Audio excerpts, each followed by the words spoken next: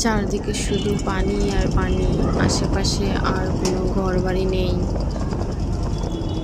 রাস্তাঘাট নেই। কি করুণ অবস্থা!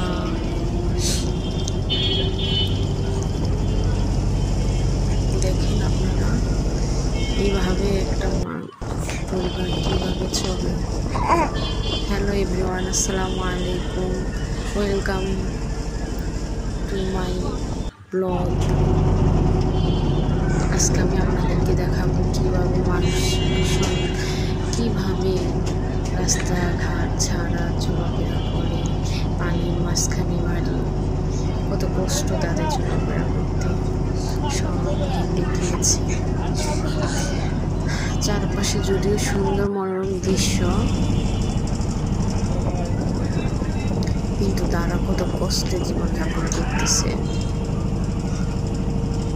চারপাশে পানি, রাস্তা নাই, মাঠ নাই, শুধু ঘরটা বাকি আছে ভেঙে যাওয়ার জন্য।